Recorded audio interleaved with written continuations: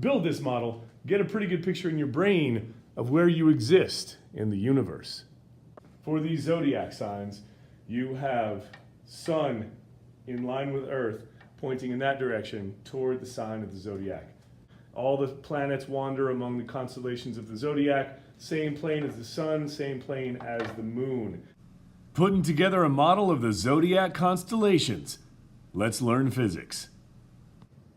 Our eldest son, the boy is his code name, he's in 4th grade, and he's already studied such interesting things as the Earth and its rotation around the sun, and the lunar phases and all kinds of things. So we have a globe at home, and we were studying, I was testing him, and I asked him, so which direction? If this is the sun, I've got a flashlight, right? If this is the sun, in what direction is the Earth spinning? And he just grabs the Earth and plays with it for a minute. It's like, this way, spins it. Look at that, the kid already understands that the sun for us rises in the east and sets in the west. For everybody he does that, but here he looks at the Earth and says, okay, here in the east and west, and he understands maps, he understands the world, he's getting a good picture in his brain.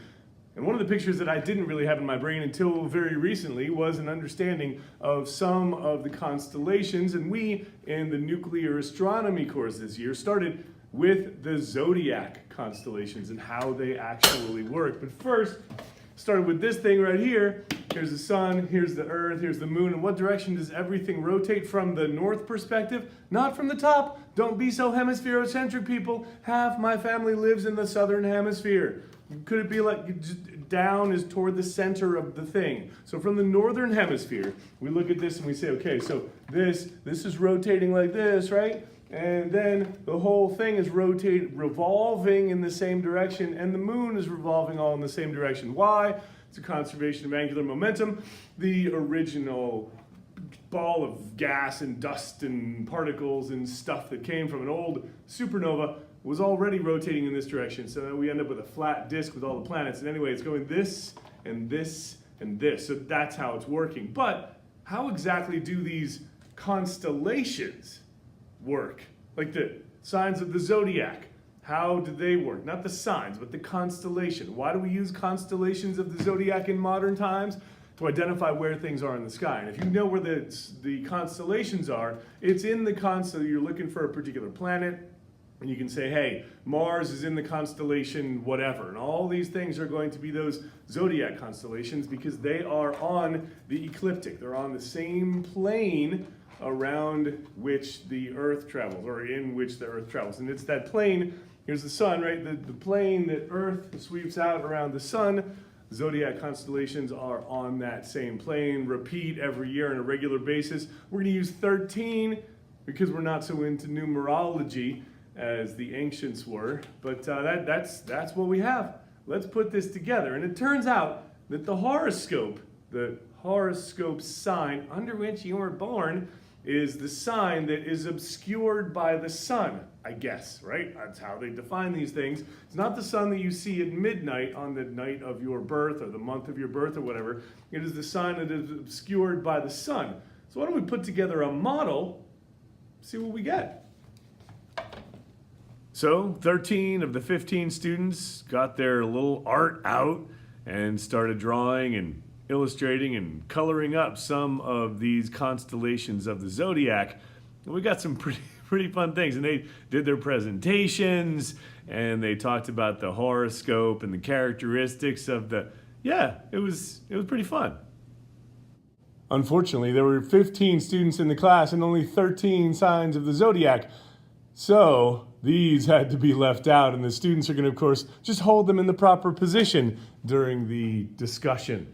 You have to remember, of course, that this is moving in the counterclockwise direction from the north perspective, and so it's the same thing as if this were fixed. It's the same thing as that moving in the counterclockwise perspective, the sun. And so as a result, as this goes around, this circle has to be counterclockwise. You have to set that thing up in reverse alphabetical order, all laid out on the table, so that you can tape them all together and set this thing up. And as you go through here, there's Leo, because Leo is over there. Leo's not over here, Leo is over there. And then Virgo and Libra, Scorpio, Ophiuchus, etc. It keeps on going around like that. And as this, you can see also that as the Earth rotates in that direction, and as the moon's going around, the moon is not synchronized with any of this. And the Earth's rotation, well, since the Earth, it takes 365 days for the Earth to go around this whole circle, every person who can see the stars on a particular night will see pretty much exactly the same stars, because this is going almost 1 degree every day as it goes around. And the moon, of course, not synchronized at all, so you could have a full moon in the middle of it, and then, because this is moving at 29.3 days, and the Earth is once every 24 hours, and completely unsynchronized. Remember also that the solar system is a flat disk, and about that same plane that the Earth sweeps out around the sun is the plane on which all the other planets roll around. So all the planets, known as their name wanderer, because they wandered amidst the background of the stars, those wanderers always find themselves within these constellations of the Zodiac. That's number one. Same plane as the sun, same plane as the moon. And second, the center of our galaxy is, let's get it, the center of our galaxy is a big black hole known as Sagittarius A, called Sagittarius A because it is within the constellation Sagittarius.